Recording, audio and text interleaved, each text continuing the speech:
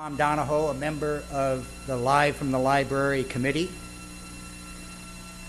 And this event is one of a series of free public programs produced by the Library Foundation featuring authors, issues, books, and tonight, directors and actors. And I want to thank Kristen Anderson, Executive Director of the Foundation, and the Live from the Library Committee for the immense amount of work they do to produce these events. And I especially want to welcome Broadway Plaza as our series sponsor. We are most grateful for their support. Although these are free programs, that does not mean that they cost nothing to produce. And we need the generous support of sponsors like Broadway Plaza, our print sponsor, Minuteman Press, and from members of the community, people like you. And it is only with your support that the foundation is able to fulfill its mission to add to and enhance the programs available at both Walnut Creek libraries.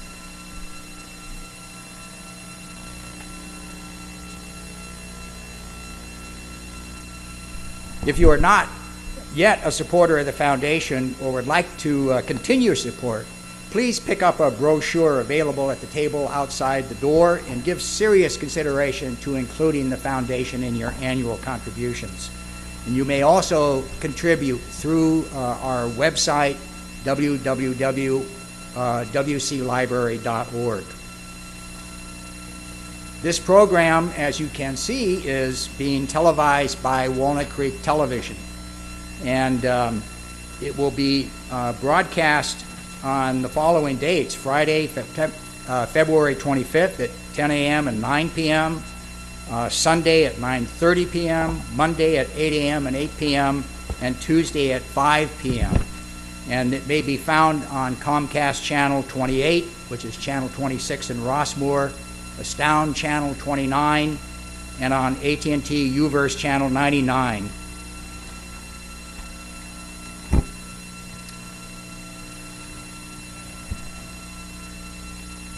Our next event, as I said, this is a series of events.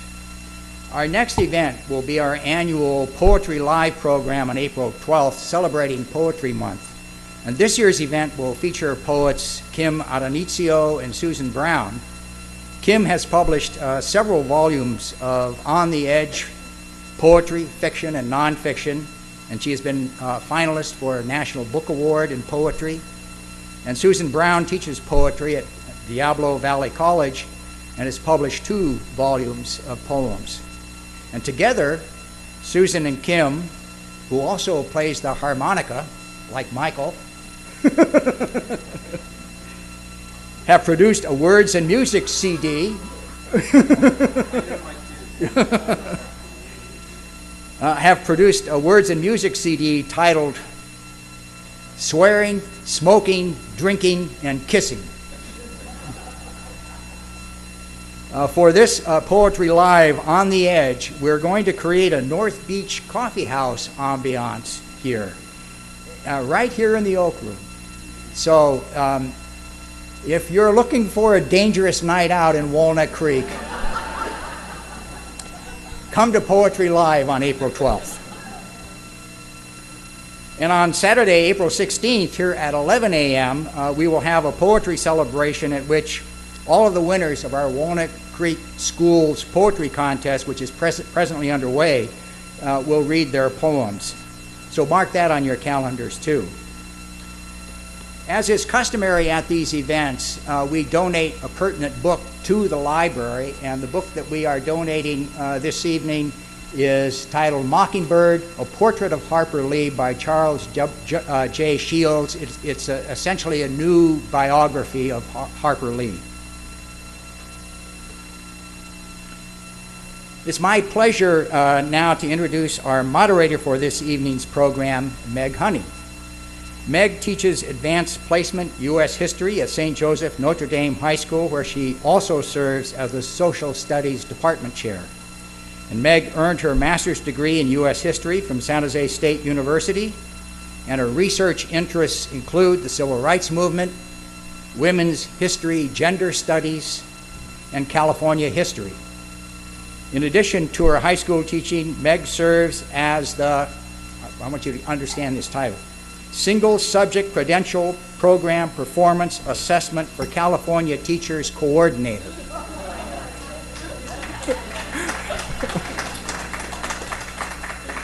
And as an adjunct professor in the Kalmanovitz School of Education at St. Mary's College.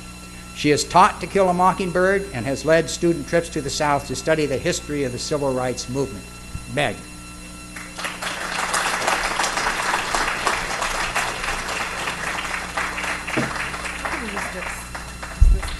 Thank you, Tom. Can everybody hear me okay? Great. Yes, that title is a mouthful, so well done.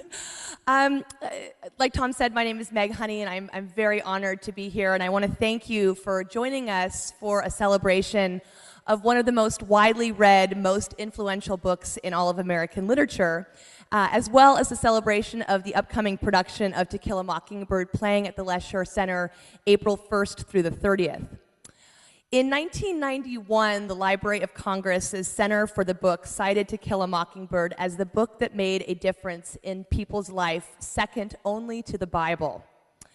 And its publication in 1960 brought light not only to themes of compassion and courage, but also to Alabama's history of racism and civil rights activism.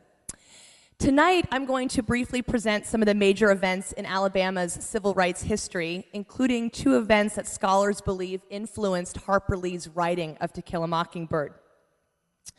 I'm going to first start focusing on events that occurred within 5 years of the publication of the novel, and then move to the two galvanizing events that inspired the book's publishing.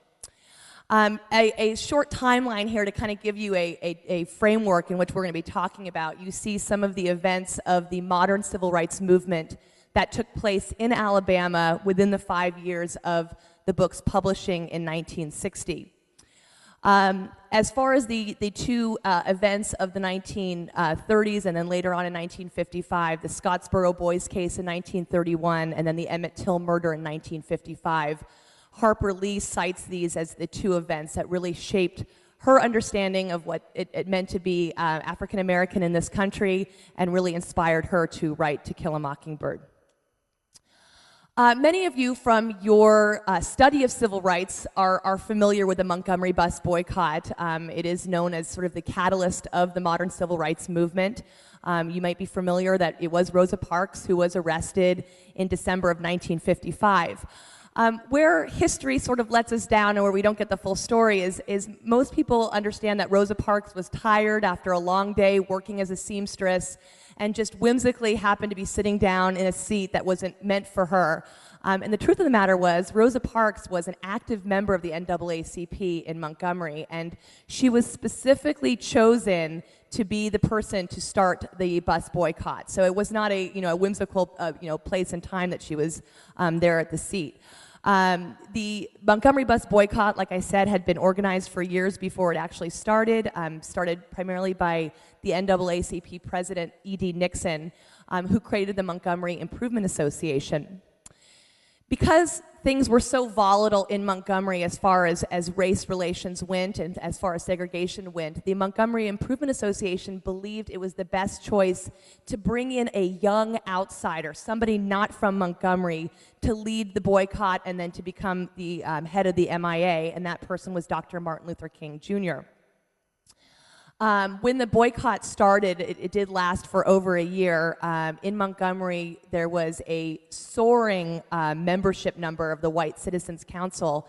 And for those of you that aren't familiar with the White Citizens Council, it's what I call the white-collar Ku Klux Klan. These were businessmen, judges, dentists, teachers, doctors, who gathered together in living rooms, who gathered together in the courthouse, and tried to break down the boycott any way possible.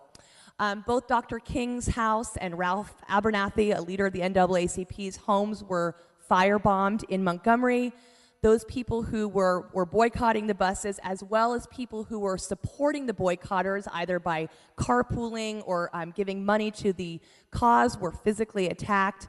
After over a year of boycott, a city ordinance finally ended segregation, and we know that with the Montgomery bus boycott, Dr. King rose to national prominence. The next event, both of these, of course, happened before the publication of To Kill a Mockingbird, was authoring Lucy's attempt to desegregate the University of Alabama in 1956. Miss Lucy was a graduate student. She was attempting to enroll in the graduate program of library science, which I think is especially relevant for us here tonight. The university, within days of her starting in February of 1956, suspended her for her own safety because violent mobs assembled every day to try to prevent her from going to class. When Miss Lucy and her lawyers from the NAACP tried to turn over the suspension, the University of Alabama expelled her and said, you know, you are putting a bad name out about our university, you know, you're expelled. So she never even had the opportunity to become a student at the University of Alabama. The picture on the right side of the slide are a group of segregationists, some students, some just rebel rousers who were coming as part of these violent mobs. And what they are burning is desegregationist literature. They're also burning the NAACP magazines and newspapers, and they did this every day that Miss Lucy tried to go to class. This is what she was met with. And there, of course, is a picture of authoring Lucy on her first day of school in February of 1956. The next event, again, all of these taking place in the state of Alabama, is the Birmingham Children's Crusade of 1963. At this time, Birmingham was known as the most segregated city in the United States. It was affectionately known, and I say that rather sarcastically, as Bombingham, because of the amount of bombs that had been placed at black-owned businesses, churches, and schools. The Southern Christian Leadership Conference, SCLC, organized several peaceful protests. They boycotted Birmingham merchants. They organized marches in the streets. And at this time, Dr. King and Reverend Fred Shuttlesworth, who was a leader in Birmingham, decided to do something really risky in Birmingham. And they said, if we want our plight to get national attention, we need to bring children into this crusade. And so what Dr. King and Fred Shuttlesworth did is, from the church pulpits and from the school meetings, they recruited children to come out and march and protest what was happening in Birmingham. And in May 1963, the racist police commissioner, Bull Connor, said, well, if you're going to send children out, children are going to pay the consequences. And he turned police attack dogs on children as young as 8 and 9 years old. The iconic image that you're seeing here are teenagers, and the fire hoses that Bull Connor and the Birmingham Fire Department used were strong enough to strip the bark off of trees. So this is what you're seeing in this image. Dr. King and Fred Shuttlesworth were right, though. The nation saw these images and were horrified and were galvanized into action. Like I said, this happened in May of 1963, and just a month later in June, John F. Kennedy would go on national television and unroll his plan for civil rights. As we know, John F. Kennedy was assassinated in November of 1963, so he never saw his legislation through. It would be Lyndon Johnson that would push the Civil Rights Act of 1964 and then the Voting Rights Act of 1965. But it was these images from Birmingham that really stirred a nation. In September of 1963, one of the saddest, most tragic events of the civil rights movement occurred, and this was the bombing of the 16th Street Baptist Church in Birmingham. The church was a site of great civil rights action. There had been mass meetings. It was a place of social activism. And a bomb was set to go off 10 a.m. on Sunday morning in September of 1963. The 4 girls killed, Cynthia Wesley, Carol Robertson, Addie Mae Collins, and Denise McNair were killed, but hundreds more were wounded. And the Ku Klux Klan were identified as the culprits. Unfortunately, in 1963, I'll talk a little bit more about this later on, because blacks could not safely even register to vote, they weren't eligible to be jurors, in the legal system. So the Ku Klux Klan members were tried by juries of all white men. The two leaders of the attack, Thomas Blanton and Bobby Frank Cherry, were found innocent again and again and again.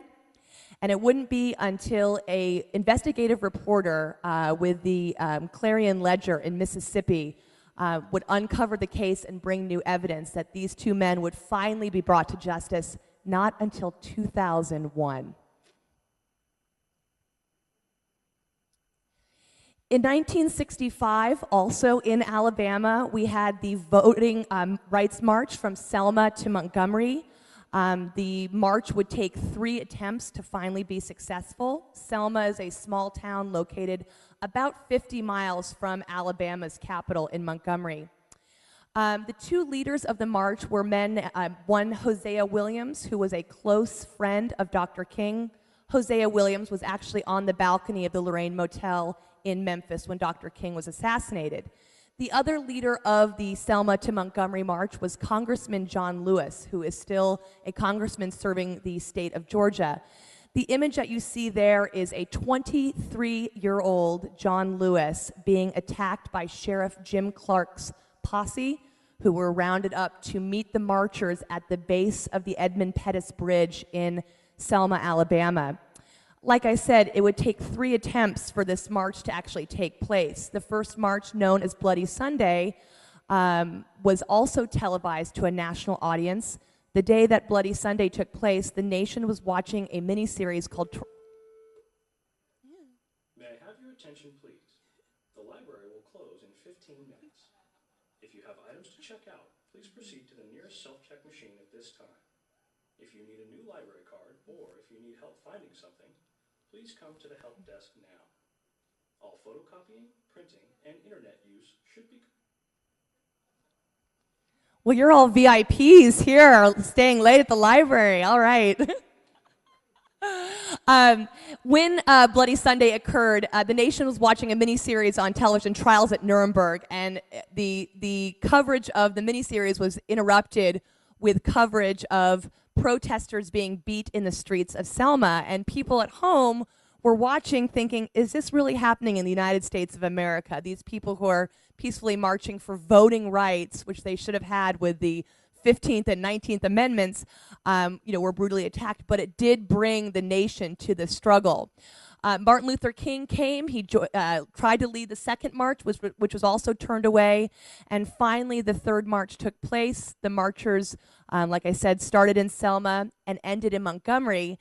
And Dr. King gave one of his most famous speeches at the same place on the Montgomery Capitol steps where Governor George Wallace had given his segregation today, segregation tomorrow, segregation forever speech. So it was a wonderful and powerful moment for the movement. Like I said, there were 2 big events that really shaped Harper Lee's understanding of civil rights and really inspired her to write the book. And the first, again, took place in Alabama. It's the Scottsboro Boys case, and it happened in 1931. As you all know, 1931, this country was in the height of the Great Depression, and many young people searching for work did what was called riding the rails, and they would jump on train cars and hitch rides to different cities looking for work. In 1931, this was the case, and a group of boys jumped on the train. A fight broke out, and the white boys were pushed off the train by a group of African-American young men. When the train arrived at Paint Rock, the white boys who had been pushed off the train reported to the sheriff what had happened, and in Paint Rock, a posse had gathered to arrest the black boys who were still on the train. At the same time, 2 women, Victoria Price and Ruby Bates, who were traveling on the train in a completely different compartment, reported that they had been raped by the 9 boys. The white boys who had initially reported the crime also confirmed the story. As far as Victoria Price and Ruby Bates are concerned, however, they were both prostitutes traveling illegally because the Mann Act said you weren't allowed to cross state or county lines for immoral purposes. So they themselves knew that they were acting illegally and used the rape story to get themselves out of trouble. As you can imagine, the 9 Scottsboro boys went to trial. They were represented by volunteer lawyers who were ill-equipped to deal with, the defense. And even though the evidence was, full of holes, all of the boys except one were sentenced to death. The youngest, who was 13 at the time, was sentenced to life in prison. And I use the information about the Scottsboro boys, and I'm going to give you the rest of the story in a moment. When you look at To Kill a Mockingbird and look at the trial of Tom Robinson, also put on trial for falsely being accused of raping a white woman, it gives you a very strong context about the sexual mores in the South, all the way through, the 1970s and 1980s, the taboo nature of a African-American man and a white woman. And it was a very real, scare for people in the South. The Scottsboro boys had a tremendous outpouring of support, but their support was quite controversial. The groups that supported the Scottsboro boys the most strongly was the American Communist Party. And in 1931, it was hard to say if you wanted the support of the American Communist Party. Throughout the Civil Rights Movement, the Communist Party would point to what was happening in the South as sort of the proof that American democracy does not work. And here's why. But they printed out all kinds of leaflets and put out information trying to get support for the boys and for their cause. The case eventually went to the Supreme Court in Powell v. Alabama. The trials said they were invalid because the boys did not have proper representation from a lawyer. One of the boys, Haywood Patterson, was given a new trial. By this point, one of the women, Ruby Bates, had retracted her testimony. The doctor also testified that there had been no, visible evidence of rape. Sadly, though, in Alabama, with a jury of all white men, Patterson was still found guilty. The judge threw out the case. He was tried again with another boy, and they were convicted again. The case went to the Supreme Court in 1935. The Supreme Court, again, ruled that the trial was invalid. There were no blacks on the jury. Alabama decided to try the defendants again. The trials lasted well into the 1940s. And even after 2 Supreme Court overturning, 5 of the boys were given life sentences and 4 were released. Very sadly, with the Scottsboro stories, those that were in prison have all passed away. One of them tried to escape prison and was shot, and it was a very, very sad story. Those of you that are interested in the Scottsboro story, there is a wonderful book by Dan T. Carter called Scottsboro: The Tragedy of the American South, and I highly recommend it. He makes several connections to Kill a Mockingbird and really brings the context alive. The final event that I'd like to put some emphasis on to give us a historical context was the Emmett Till murder. This is the only event that took place outside of Alabama. This happened in Money, Mississippi in 1955. And if you speak to any veteran of the civil rights movement, most will say it was the Emmett Till murder that really inspired them to action. As far as who Emmett Till was, he was a 14-year-old boy born and raised in Chicago, and he decided to spend the summer with his cousins in Money, Mississippi. On a dare, he was leaving the drugstore, and he said, "Bye, baby," to Carolyn Bryant, who was the owner's wife. And once Bryant's wife and brother-in-law found out about this, they went to Emmett Till's uncle's house in the middle of the night, kidnapped 14-year-old Till, tortured him, shot him in the head, and tied a 75-pound cotton gin fan around his neck and threw him in the Tallahatchie River. You can see from the 2 images there, Emmett Till was unrecognizable after the torture and being in the river. He was only identified because he had a signet ring that he wore that had been his father's. What makes this event, though, so galvanizing is Mamie Till, Emmett's mother, did something really brave with her son's body. After it was shipped back to Chicago, Mamie said, "I want the world to see what racism has done to my son." So she had an open casket funeral, and she had Jet magazine, one of the most influential publications for African Americans, publish the images of Emmett Till and what he looked like after this ordeal. And again, this is why I say people saw these images and were never the same. So, as we look at these different events, it gives us, again, a historical context, but it also really shows us why Harper Lee was so moved and inspired to write To Kill a Mockingbird. Those of you that know anything about Harper Lee also know that, like Scout, Harper Lee's father, Amasa, was a civil rights lawyer. He tried several civil rights cases, so she had her own experience with a lot of what was happening at this time.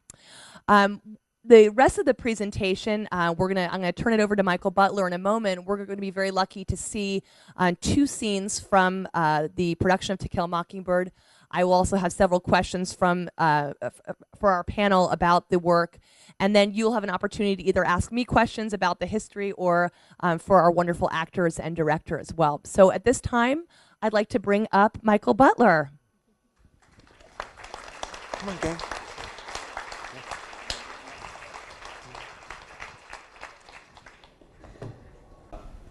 And the actors who have graciously agreed to join us, I thank you very much. We're very honored to be here. It's a real pleasure. This is a little unusual. We start rehearsals next week. Yeah. So we're all sort of meeting. They're meeting each other for the first time tonight, actually. And that's very unusual, actually. First rehearsal is often the place where we all meet for the first time. We're all introduced to the material for the first time. So this is a little preview for us and kind of exciting and fun. So I want to introduce our actors. This is Olivia Lowe, who is, as you may have guessed, our scout. Olivia is a student, of course, I think at Julia Morgan, is that right? Yeah. And also for quite a few years now has been a student at our Young Rep, our summer intensive training program, and is also in our production of A Christmas Carol. Was this the first year you were in it? Yes. So already in her career has had quite a lot of work with Center Rep. On your extreme left is Joseph Ingram, who's playing Tom Robinson. Joseph is a young, up-and-coming, hotshot Bay Area actor and recent graduate of San Francisco University, and we're very lucky to have him in the cast. And in the middle is Dan Hiatt. I'm going to embarrass you a little bit now, Dan, but I have to say I was so pleased that Dan was available and interested to play Atticus Finch in our production of To Kill a Mockingbird. Dan is truly one of the finest actors in the Bay Area, veteran of ACT, Berkeley Rep, Cal Shakes, and many of the major regional theaters around the country, and I think really born to play this role. So this is very exciting for me. Thank you, Dan. Thank you all for being here. And we're going to read a couple scenes from the play. First, we're going to read a scene from the trial scene. Let me set that up a little bit, and then we're going to talk a little bit, and then read an Atticus Scout scene. So the trial scene is, is the second half of the book and the second half of the play.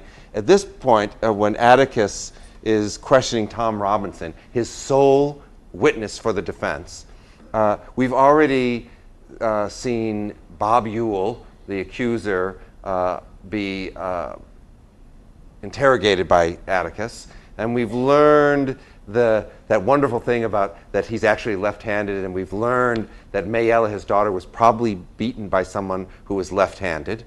Mayella herself has been on the stand, and we've learned a lot about the terrible poverty and abuse in which she is grown up and lives. And that's a really interesting aspect of the story that people don't talk about, that you have 2 motherless girls in the book and in the play. You have Scout and you have Mayella Ewell, and it could not be more different in their upbringing, their experience, and what has become of them. And I think that's a really interesting aspect of the story. And so the prosecution has presented its case, and now it's up to the defense, and Atticus calls his one witness for the defense, Tom Robinson, who we all know to be innocent. And we're picking up this scene about a third of the way into his questions for Tom Robinson. I'm just going to sit here. Yeah. Tom, what happened to you on the evening of May 21st? Mr. Finch, I was going home as usual that evening, and when I passed the Ewell place, Miss Mayell was on the porch like she said she were. She called me to come here and help her for a minute. And well, I went inside the fence and looked at for some kindling to work on. But I didn't see none. And she said, no, I got something for you to do in the house. And the other door off the hinges. I said, you got a screwdriver, Miss Mayella? She said she had. Well, I went in and looked at the door. I said, Miss Mayella, this door looks all right. Those hinges look all right. Then I shut the door, Mr. Finch. I was wondering why it was so quiet, and it came to me that there were no children in the place. Not one of them. And I said, Miss Mayella, where are the children? Go on, Tom. I said, where are the children? And she said, she laughed sort of. She said, they're all gone to town and get ice creams. She said, it took me a slap a year to save them nickels, but I done it. They all got to town. Tom, what did you say then? I said something like, why, Miss Mayella, that's right smart of you to treat him like that. And she said, you think so? I didn't think she understood what I was talking. I meant she was smart of her to save like that. It was nice to treat him like that. I understand. Go on. I said, I best be going. I couldn't do nothing for her. And she said, oh, yes, you could. And I asked, what? And she said, just to step off the chair on yonder and get that box down from the top shelf robe. Not the same one you busted up. Oh, no, sir. And not another one. The most tall of the room. So I done what she told me. And I was just reaching, and when she grabbed me right around the legs, Mr. Finch. I was scared so bad I hopped down and turned over the chair over. That was the only thing in the furniture that was stirring in the room. Mr. Finch, is when I left it. I swear for God. What happened after that? Tom, you've sworn to tell the whole truth.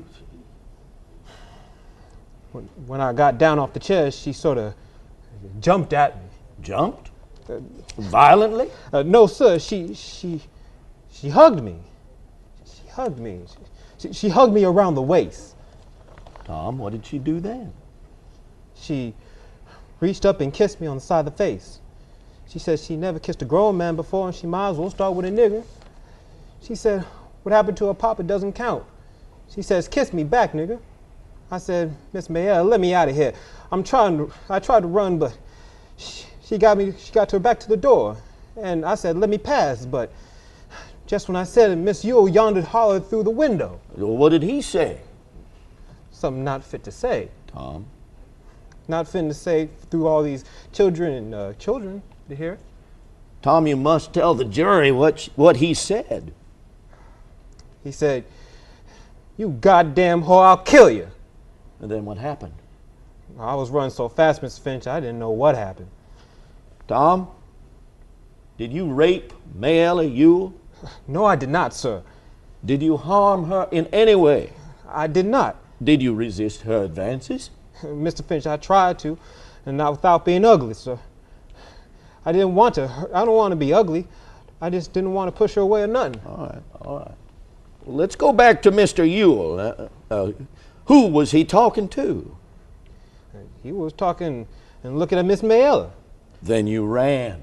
I sure did. Why did you run? I was scared, sir. Well, why were you scared? Mr. Finch, if you was a colored man like me, you'd be scared too.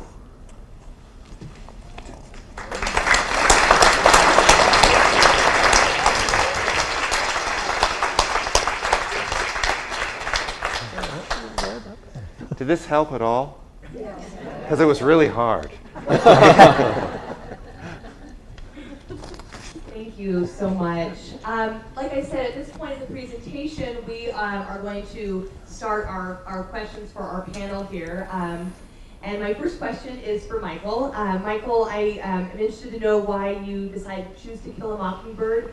How does it fit into the center rep season? And in your opinion, why is the story now 50 years old still relevant in this post-racial society? Oh, is it post-racial? I didn't know that. I think it is switch? Oh my God, this is so complicated.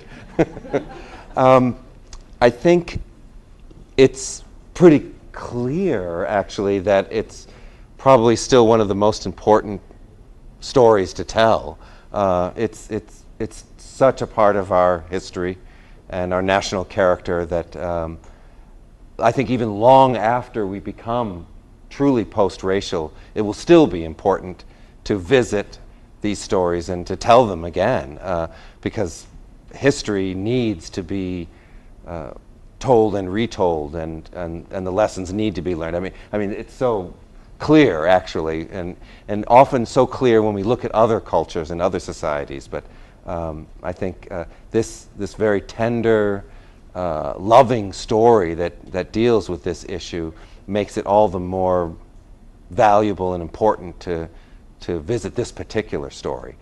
Center Rep's mission is to do theater that's visually astonishing, emotionally engaging, and intellectually involving. And I think this material certainly fills those objectives, and this production, I hope, will be visually astonishing.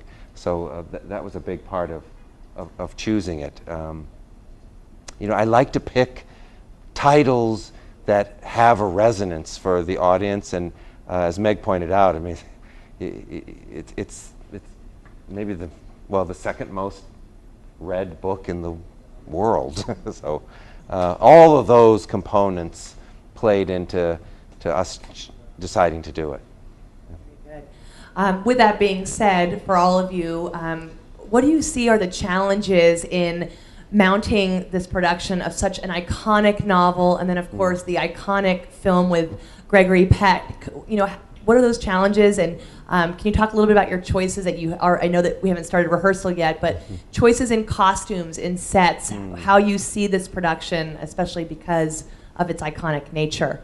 Yeah, if it's okay, I got to let Dan talk about that in a second. But in terms of the production, it's actually going to be a little different. We are dealing with a new version of the script, which is very exciting. There are basically 3 locations in the play. There's the Finch house, porch, and neighborhood, which is the major location. There's the jail, where Atticus goes with the light bulb because he thinks the mob is coming to get Tom Robinson.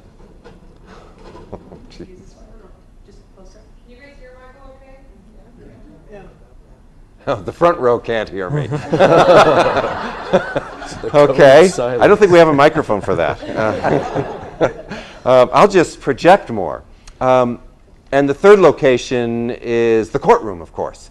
But I was really interested in the idea that for most people, the book is the source material. And when we read a book, it exists in our mind, in our imagination. It has detail, but where it really exists is in our mind. And the one thing I didn't want to do is cut out the audience from that process by putting the neighborhood up on stage in a very literal, hyper-naturalistic way. I sort of wanted to create the experience of reading the book on stage as much as possible. So what we have is a very evocative landscape that we're playing the play on, but it is not a very literal one at all. So you're not going to see all the little houses with the little screen doors and all the supernaturalistic details. The audience is going to have to supply that with their own imagination, which is how good theater almost always works best anyways. And as far as the actors, I know Dan has had to talk about this a little bit in an interview he did. Maybe Dan, could you talk a little bit about taking on Atticus Finch and just some of the things you're thinking about it? Sure, I'll do my best. Well, you kind of hit the nail on the head when you mentioned the film, which is, I'm sure, indelible in a lot of people's minds, and Gregory Peck's performance and all of that. So in getting past that and not trying to impersonate that in any way, I think the main thing I'm doing is focusing on the book. And I'm already it's wonderful to do a play that's based on a novel or a work of literature, because you have so much narrative to draw from, so much detailed description of Atticus and his habits and what he does, even in the courtroom, his demeanor in the courtroom. And my interest at this point, and who knows what will happen 3 weeks from now, but my interest at this point is to go from there and to really take from the book as much detail as I can and use that in the play. And I think in doing that, then that automatically gets me past any kind of impersonation of the movie. I think it's a great idea that we're doing more of a unit set and less of a specific scene for the houses and so forth, because I think unless you can do all 3 of the locations in a very detailed way, which is probably impossible for most theaters to do, to have a detailed exterior courthouse, a detailed neighborhood, and a detailed courtroom, then it's better. You're better off just to allow an abstract set to exist and to illustrate things through the imagination, and a prop here and a piece of scenery there. I think is, as Michael says, more akin to the experience of reading a book. We can't really compete with film. We can't really go to the specific realistic locations. So I think we're better off doing what theater does best and doing it in a theatrical way, a way that leaves a lot to the imagination. And each of you can fill that in as you watch the show. Yeah. That's great. Olivia, I'm going to put you on the spot because you and I spoke just before the presentation. I know that you said you read To Kill a Mockingbird with your 8th grade class this year. Did you find attributes about Scout that you identified with, that you really connected with even before this whole process began? Definitely. I find her a very strong girl, which is a great role model for so many young girls today. And going to an all-girls school, we really talked about relating to her and how her character contributes to the book. And I feel just really excited to get the chance to play her, because there's parts of her that I really relate to and other parts are I'm not like. So it's going to be a great experience learning about her, and I can learn about myself at the same time. Fun. Wonderful. Wonderful. We have heard so much recently about the renewed controversy surrounding the N-word, especially with works like Huckleberry Finn. Can you discuss the process and challenges, the nature of the use of the N-word in the play, and how do you plan on handling this very sensitive topic? It is in the play, and I do plan on talking on the first day of rehearsal, talking to the cast about that, because I personally feel like it's a very powerful word, and I think I plan on referring to it as the N-word when talking about it or when it has to be used, except in the play. I feel like it's important that we really respect that it is a powerful word and symbol, and not diminish it. I have felt like the only thing that I'm slightly disappointed in the material, and Joe, maybe you can talk about this, but I feel like the African American community of the world of that book and play is a little underrepresented in the script. I'm not sure how to deal with that. There are 3 cast members who are African American: Tom Robinson, Calpurnia, and Reverend Sykes. And sort of going into unknown territory a little bit, and I think all I can do is just try to be as forthright and respectful as possible, and really acknowledge the power and history of it. Joe, do you have anything you'd like to add or say? Well, like you said, we just got stay true to what we have here. It can't sit there and act like it just never came around and never was used or anything like that. So it's and the fact that nowadays people now kind of use it more as a term of endearment. Joseph, I'm sorry, can you put the microphone a little closer? Okay. Thank you. Oh, sorry about that. It's it's kind of sad to see that nowadays it's kind of used a little bit more as a term of endearment nowadays. Like, as much as I don't like like using the word and all that, you know, you do eventually hear it. And the thing about using it in this text, you know, it's still going to be represented and respected in this sense. You know, like obviously it wouldn't be as much of a play if it was just riddled with N-words everywhere to go. You know, I don't think it would have much. You know, it wouldn't, you know, sound as much as better. You know, but you know, for me, this was mainly in the South. This was how it was happening, and she wouldn't have put it in there in the way she had it if it wasn't going to be something to affect people. You know, let people know what was happening, what was people were saying to people, and all that. You know, so.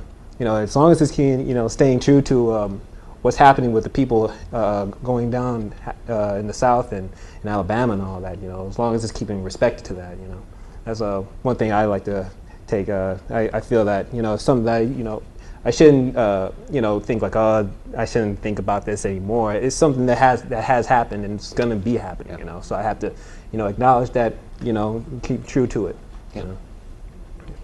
Joseph, I think you bring up a very powerful point about the evolution of the word too, from the most racist, hateful term to, like you said, now a term of endearment or a term that's very prevalent in film and in music. I talk to my students a lot about that. I think it's a very important point you're making. I know, again, that you have not started your rehearsal process yet, but as far as taking on this work, what are you all most excited about? And do you have any anxiety or nervousness about it? I'm very eager to hear from all of you about this process. Oh, who wants to go first on that one? Well, I got the mic right now. So. Okay. I'm pretty excited for this one. I just graduated from San Francisco State not too long ago, last year, and this is like my first major theater gig performing right now. So I'm like really stoked for it. You know, like That's good. I'm glad to hear that. you know, like after that, you know, I did a whole bunch of other shows, you know, throughout, you know, the collegiate years, you know, in college and all that. But now that I'm doing something outside of the school, it's, you know, it's a whole different world. It's like, oh man, look at this, lights, camera, and everything, people everywhere. You know? So it's good. Something that I'm really interested in getting into. Dan? Well, Atticus is such a, well, the story, I think, is one of the best stories that I know of in American literature. And I think, as we've said before, this book, for a lot of people, was maybe one of the first exciting novel experiences that you get as a kid, you know, as a young adult reading this book. And I don't think the story ever gets old. I was just putting the lines down today to have a way to cue myself in starting to learn the lines, and I just, you know, I couldn't get through the speech just talking into a tape recorder of Atticus Finch's summation in the courtroom. I just couldn't get through it because, you know, I started to well up, and it was, you know, it's just such a powerful story that I can't wait to get going on it. And I think the way to approach it is with the simplest truth that you possibly can, you know, drawn from the book and from experience, and just go at it from there. I am very excited. I've been counting down the weeks and the days. So I'm very excited for this to start. Especially studying in school, I've really developed a love for this story, and I'm really excited to get a chance to share the story with people who want to come see it. So come see it, because it'll be great. All right.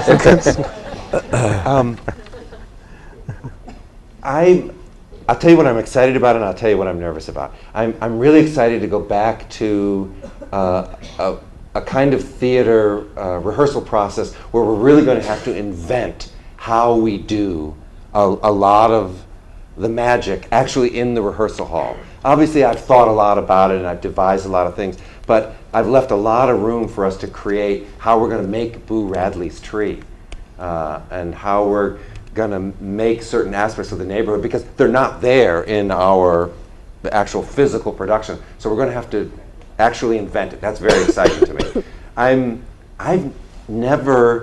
There's a lot of scenes that are just Scout, her brother Jem, and their friend Dill, and I've never worked with 3 children or young people before, and I'm a little, I'll say it, I just haven't done it, so that's really new for me. We're always apprehensive about something that's new. I'm looking forward to it, but I don't know what it's going to be like. Although I'm very encouraged by her enthusiasm and marketing skills, so I think we may be in great shape. Indeed. Dan, I really relate to what you're saying. I cannot get through the scene in the courtroom when Reverend Sykes says, "Stand up, children. Oh, I know. Your father's passing." I can barely even say that without being totally emotionally taken over. So I certainly relate to what you're saying. We are very excited to see this production, are we not? Is this going to be a dynamic production?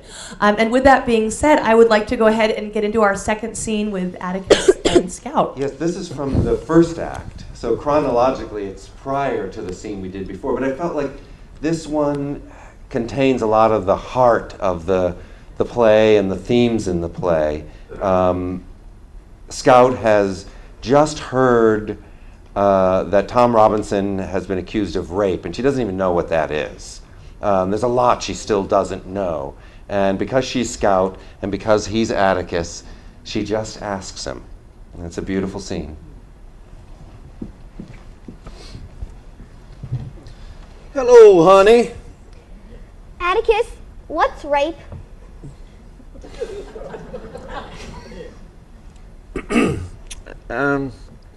What was that again? Well, Mrs. DeBose said that Tom Robinson could run around and rape up the whole countryside for all you care. I asked Calpurnia, and she told me to ask you. So now I'm asking you. Rape is carnal knowledge of a female by force. If that's all it is, why did Calpurnia dry up when I asked her? Atticus, do you defend niggers? Of course I do. Don't say nigger, Scout. That's common. That's what everybody at school says. Well, from now on, it'll be everybody at less one. Do all lawyers defend Negroes? Of course they do. Then why did Mrs. DeBose make it sound like you're running a still? Why reasonable people go stark raving mad when anything involving a Negro comes up is something I don't pretend to understand. Come on, Scout. I'm simply defending a Negro. His name is Tom Robinson. He's a member of Calpurnia's church, and Cal knows his family well. Scout, you aren't old enough to understand some things yet, but there's been some hot talk around town to the effect that I shouldn't do much about defending this man.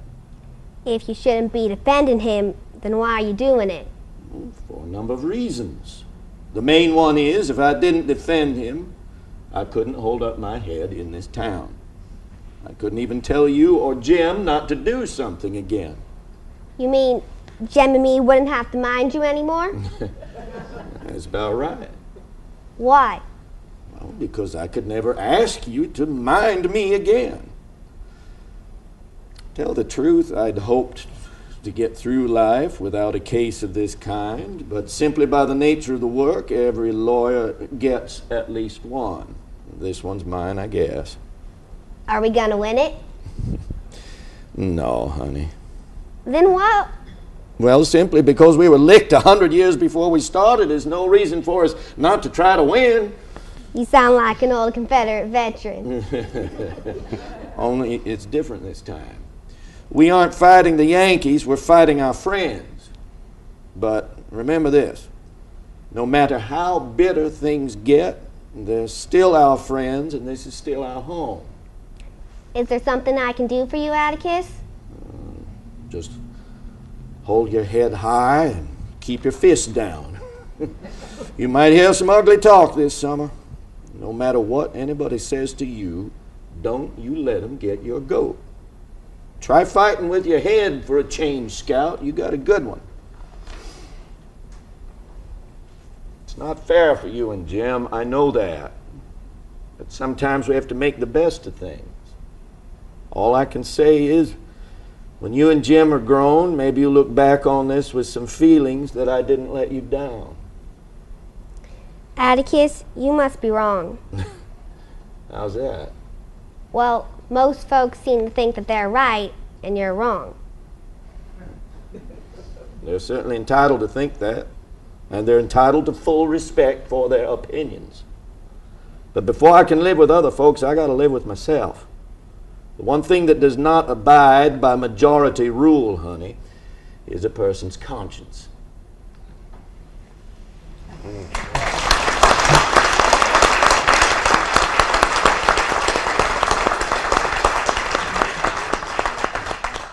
I love that line, that last line of his. At this point in the presentation, we would like to open up the forum for audience questions, both for our panel, our actors, Michael, and I'm going to have Tom be doing all the running around.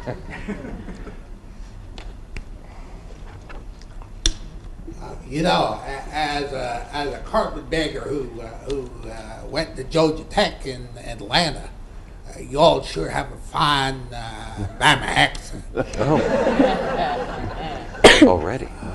Probably that's the hardest thing. Yeah. And Scout, you did tremendous. But my question is this: did you all come from the South too, or have you had to practice this for this presentation? The question is, It's do great. the Southern actors come from the South, or do they have to? We'll have a dialect coach for this, but because these are good, experienced, trained actors, they already have a good head start on that. Unless somebody is from the South or Bay Area. San Francisco. Bay Area, California. Right. Yeah. Idaho. But yes, we'll have a dialect coach who will make sure that Yeah. we're really dialed in, and with all the different levels, because it's not like everybody has the same kind of South Alabama accent in this. There's really a lot of different levels. Yeah, it's a question I'm still asking about Atticus, because he grew up in Alabama just a short ways from Macomb, and he took his university in Montgomery, I think it was. So he really has never been out of the state appreciably. So I think you have to try to find that, but in a way that tells you that he's also got a certain amount of education, and I don't know if that makes a difference or not, but we may need you to come by our rehearsals and just talk for us. Plus, I don't know if you feel, I feel like the play has a universal kind of quality to it that makes it resist getting too mired in a thick accent. It's not something to worry too much about. Right, we'll have to explore that. When you ask your questions with this mic, hold it up like you're going to eat it, right close to your mouth. What does it taste like? Michael, as I understand what you were describing, how you're describing the layout of the play, is it accurate to say that you are looking at this play much as an Our Town setup where it's a spare stage? I have used that very example as a good shorthand several times with designers and in production meetings that we've had. Unlike Our Town, which famously has no actual props, everything is mimed. I think the props, there aren't a lot in this play, but I think they're really important. The rifle that Atticus shoots the mad dog Tim with, the telephone, there's just a few, that the Bible in the courtroom scene that people swear on. So we'll have actual props, but in terms of the physical layout, not dissimilar. That is a good example, actually, yes. Okay, if I might ask a second question, and that has to do with I think when Miss Honey was talking about, she thought that the play still had life for our time now, as opposed to 1932 or whatever it was, or when the play or the book was written in 1959. What is it about Atticus that makes him mild as opposed to being a fire-breathing trial lawyer? And isn't it true that today's lawyers would never approach a trial like this today? I don't know whether you are going to find yourself stuck with a book here in answering that question, or whether it's you're talking about a different sort of audience now than what Miss Lee was writing to. I'm actually going to go to Dan again because you said something recently about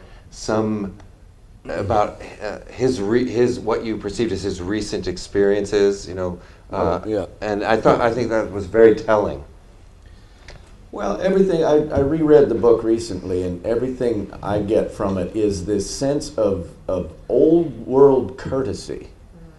And no matter who's on the stand, he's going to be polite and he's going to be courteous to whoever it is, no matter what the color of their skin or what their, you know, background, or, you know, if they're a detestable redneck spouting on the stand, he still treats that person as though they have tremendous respectability. So I think that's one thing that guides Atticus, and I think the other thing is that, you know, about 4 years ago or so, I think he lost his wife, which you don't hear much about her. Jem barely remembers her. Scout remembers her not at all. But you get the feeling that that was a very loving marriage, and that was, I would imagine, a big blow to Atticus that he has had to kind of choke down and put aside in deference to the raising of his children. And I think that also has an effect on, we see him as a taciturn person, a person who has some friends in the county, but his family is really foremost for him. And I think that's another thing that kind of leads him to be a more of a perhaps soft-spoken or taciturn kind of guy. I think he's a thoughtful man and not a firebrand lawyer. I think he leads by example, and he leads by quiet dignity and intelligence in a world where, you know, that's often lacking. Can I weigh in on that question Yes. too? You know, I think also from a historical perspective, if you're looking at this story set in the 1930s, you know, Atticus also had to live amongst all these people. He's not a Clarence Darrow who gets to, you know, come on in from New York City and defend and put on a big show and then get the heck out of town. Atticus is with these people. This is where he grew up, and I think because I said earlier, you know, Harper Lee's own father was an attorney and, you know, did defend African Americans. I think there was a real, you know, there's a realization about that and an actuality and an authenticity that he couldn't afford to be the fire-breathing attorney and still be living, you know, in his community. I think that's a really important point. Yeah, that's a good point that's raised in the script as well. I hadn't thought of that. My question is for Michael. Yeah, and talking about how readers bring their own sort of imagination to the book, I kind of have the sense of Boo Radley as being this sort of mysterious figure in the background, and I was wondering if you actually have a cast member or if you plan to deal with him as dialogue. No, we have a cast member. He's the last character to appear. He was pretty much the last character I cast.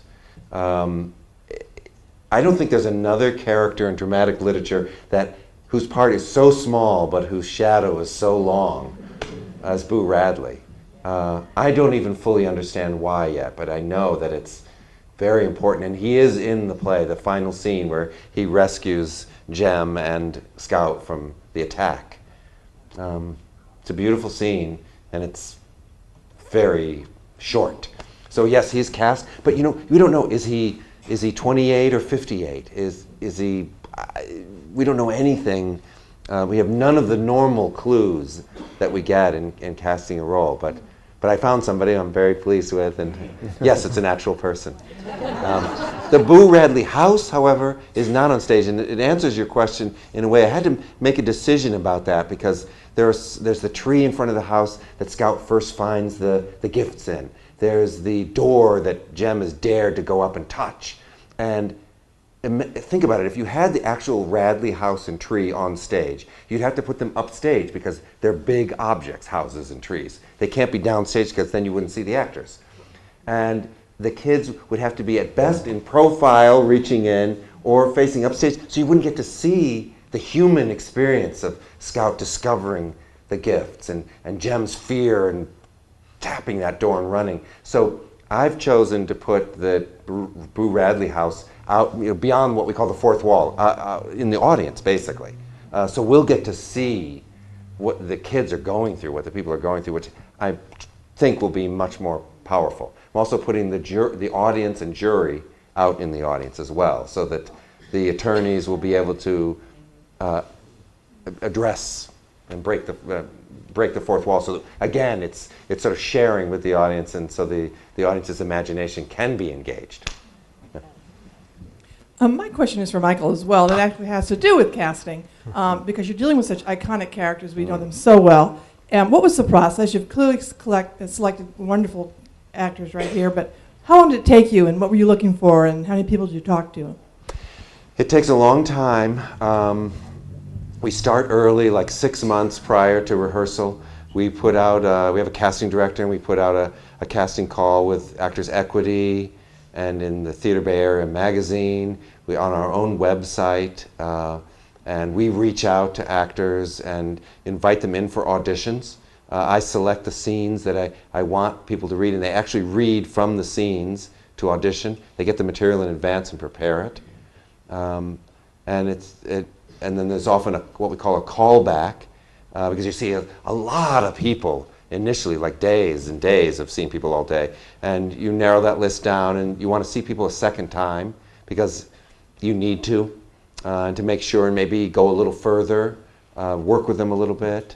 I think did you have 3 auditions, Olivia? I think so, yeah. Yeah, 3. See, I was nervous about the kids. But that was about me, not about them. She was great the first time, the second time, the third time. It was all me, just like so desperately wanting to be sure about a process which is inherently uncertain. That's my life. So, does that answer the question? Just a quick question about Dill being part a young Truman Capote. Is there any kind of influence or anything there that would make Dill a little bit different than the book? That was a tough one because that's kind of a famous connection, and we know what Truman Capote looked like, and it's easy to imagine what he looked like as a boy, and it's even described in the book. And if I add it into it, I have to find an actor who's really good and young and looks like that. I think I would have not been able to. So I cast the best actor for the part. He has really dark hair. He doesn't really look like Truman Capote. I probably won't dye his hair or do something like that. We'll just that'll be one of those, another case where your imaginations will have to help us. Are you going to include Atticus's sister in the play? She was left out of the movie, and I thought she played a very valuable role in the book. Yes. We don't get to add or subtract things from the play. Plays are, unlike movies, are very well protected by the Dramatists Guild, and you really can't change anything without permission from the author, which is really kind of great. So if we wanted to do something like that, it would actually be kind of illegal. So we won't be doing it, no. And it would be quite difficult, and it would, that almost adds another level of workshop to a rehearsal process that would, I think, require more time than we would have. And there's going to be things that some people miss. It's inevitable when adapting a novel to the screen or to the stage. You're going to miss the sister, and I'd like to apologize right now for that. But she's not there. Does your adaptation differ from the one they used for the film? Repeat the question. Does this adaptation differ from the one for the film, which was written by Horton Foote, a fantastic playwright, and generally acknowledged as one of the great screenplays, adaptations of a novel? Yes, it is different. And this actually is a stage version that is very new by a man named Charles Towers. There's basically only been one stage adaptation that's been done for 50 years now. And this is a new one, and it's actually closer to the novel than the original stage adaptation. So I'm kind of excited about that too. But there's only one neighbor, Mrs. DeBose. There's none of the other neighbors. There's a lot that's not in there. It has to be. Yeah. I wanted to ask the actors, because you guys are all in different stages. So Olivia, you're a young student, and Joe, you just graduated from college, and then Dan, you've done theater for a while in the Bay Area and around other places. What do you hope the audience comes away from this production? You can pass it to Dan if you're not ready. Do you want to go first? There you go. Wow, I hadn't even thought of that. You rehearse, you have to come up with an answer. Yeah. Well, right now I'm focusing on wanting to find in every line an essential truth to it, so that I can. Spencer Tracy has a great line. Of course, he was a great film actor, but he says, "There's nothing to it. You hit your mark, you look the other guy in the eye, and you tell the truth." That's all there is to it. And so that's sort of where I am now. And I can't really think of what I would want the audience to take away from it, except if you work in that way, I think the audience is allowed to be taken on a ride, because there's nothing that jerks them out of the experience of seeing this story. So I think I would just like to know that they, unlike what Brecht wants, is to keep the audience from getting carried away by the play, I think is what he's after. I'd sort of like them to get completely involved in this play and what's going to happen next, and be able to feel that as much as possible we've found some elemental truths which I think are, so clear in the book. And even at just doing the reading tonight, I realize how much work it's going to be to bring those onto the stage. So I guess that. Any ideas, Joe? I guess for me, we already saw earlier today that this was in our history. And it'd be nice to know that even for younger people to see that this is how America came through, how we went from very ugly times, and promising as we went up. So.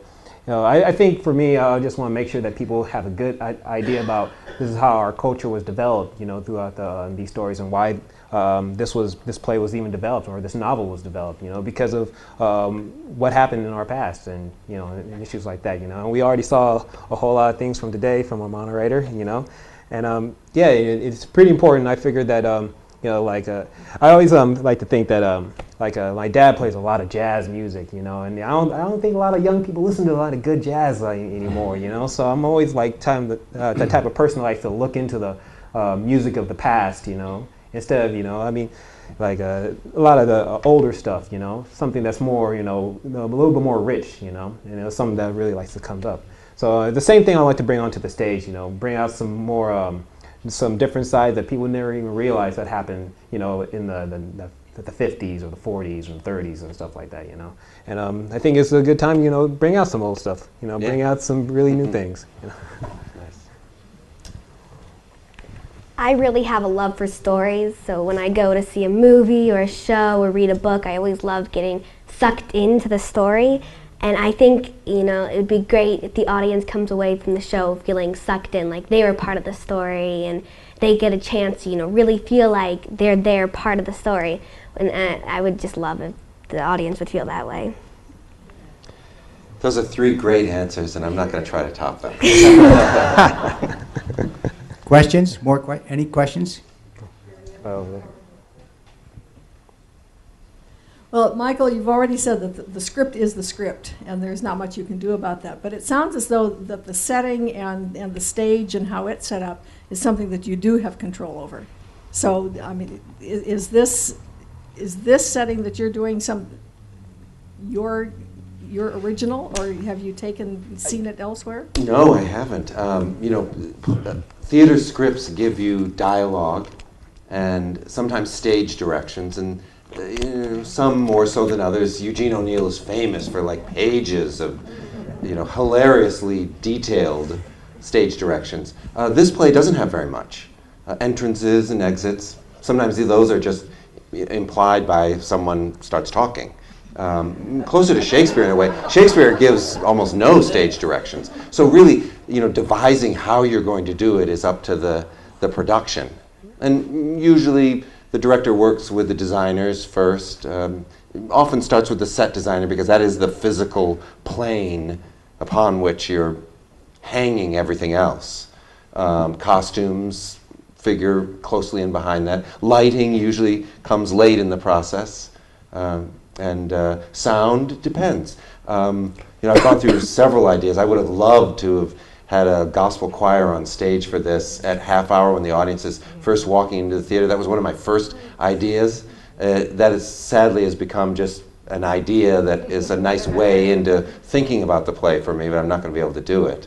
But you go through those stages, and often the first things you think about are more catalysts for where you end up going, rather than actually where you get. Yeah. Questions? My turn? I have a question. Oh. One of the interesting things about To Kill a Mockingbird is that there has not, as popular as it is, one of our iconic novels, there has never been a dissertation written about it. And the number of academic articles are thin on the ground. It's just almost totally ignored by the literary, the academic literary, as opposed to, say, Catcher in the Rye or Huckleberry Finn, or maybe even a separate piece. Do you have any sense of why that might be? It probably says more about the academic world than it does about the novel, but do you have any sense of why that might be? I know that there's a lot of resistance to the idea of it being a great book. Readers think it's a great book.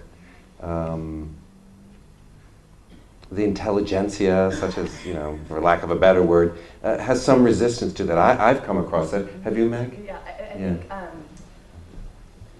I absolutely agree, and I think a lot of scholars tend to dismiss Harper Lee's work as simplistic, a simple little novel, and not look at it like the great American work of American literature, the way the readers have embraced it. So I don't know if that is one of the reasons why there is so little scholarly research, about Harper Lee's work. But I find it ironic because it is always at the top of, the banned book list. I'm wearing my I Read Banned Books bracelets, and Harper Lee's To Kill a Mockingbird is on both the teen version and the adult version. So for a book that has caused, not only created so much love and adoration, but also caused so much controversy, it's very interesting that there is so little scholarly research connected to it. But I do think it's because it has been dismissed as a simple little book.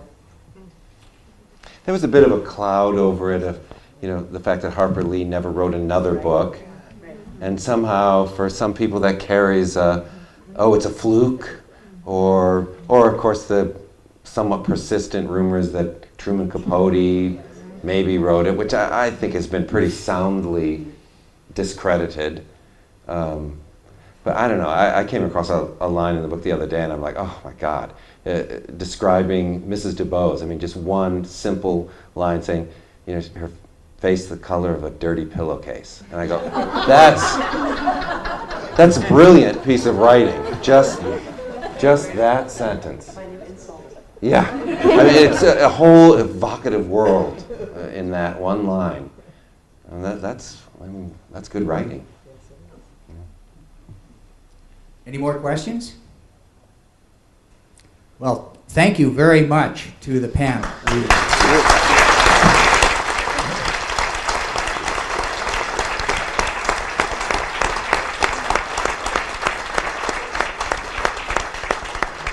I know we're going to look forward to seeing the production. You've just really whetted our appetites with this program. So thank you so much, and thank you all for coming. We hope to see you again at Live from the Library. And don't forget, if you love these programs, we would really appreciate your support. So thank you very much.